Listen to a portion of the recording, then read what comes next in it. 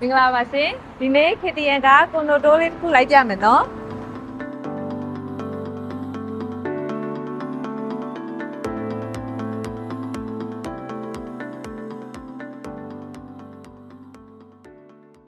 စီလန် MRT station ကနေ9မိနစ်အကွာက Amos Tropicana Banda ဖြစ်ပါတယ်ရှင်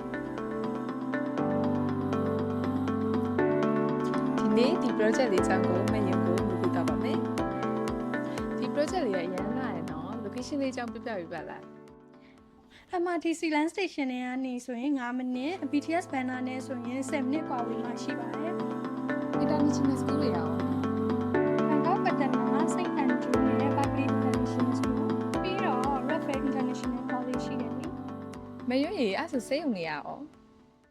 ကရက်မှာက WIH International Hospital ရှိတယ် Sikering Hospital နဲ့ဒီ Prince Suvarnabhumi Hospital တွေကလည်းအနီးနားမှာရှိတယ်လေ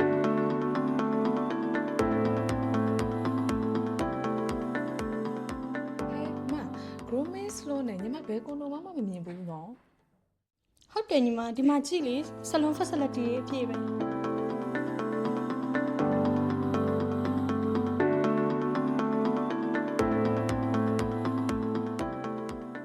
ဒီ project က3နှစ်ရေးကြရတယ်ဆိုဟုတ်လားမရွေ ဟုတ်ပါတယ်ညီမ90ရာခိုင်နှုန်းကိုရင်ပေးပြီးကျန်တဲ့90ရာခိုင်နှုန်းကို3နှစ်ရချဆက်ပေးရမှာပဲ ညီ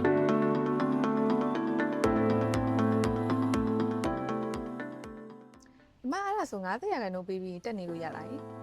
ရပါတယ်ညီမ90ရာခိုင်နှုန်းပေးပြီးရင်လူနေလို့ရပြီတော့အပ်ပေးဒါပေမဲ့100ရာခိုင်နှုန်းပေးပြီးမှသာတိုက်တယ်ဒီအပ်ပါတယ်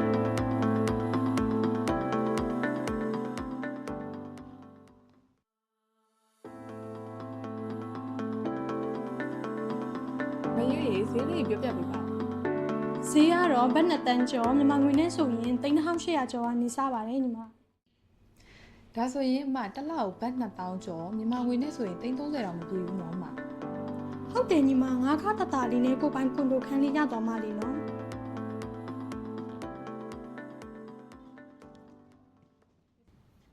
အခုလိုရမ်းတက်ပြီး quality လေးရမ်းကောင်းတဲ့ project လေးကိုရှင်းပြပေးလို့လုပ်တင်ရမယ့်ရုံကျေးဇူးအများကြီးတင်ပါတယ်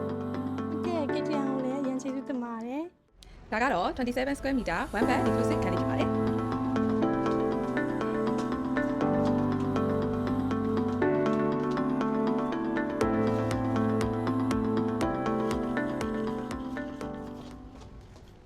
ဒါကတော့33 square meter 1 bed plus ခန်းလေးဖြစ်ပါတယ်ဒီမှာခန်းလေးခန်းထည့်ရပါတယ်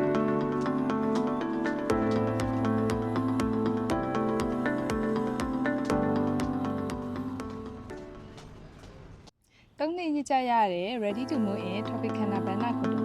အခန်းကောင်းလေးလိုချင်ရင် KTN ကိုအများဆုံးဆက်သွယ်ပေးပါရှင်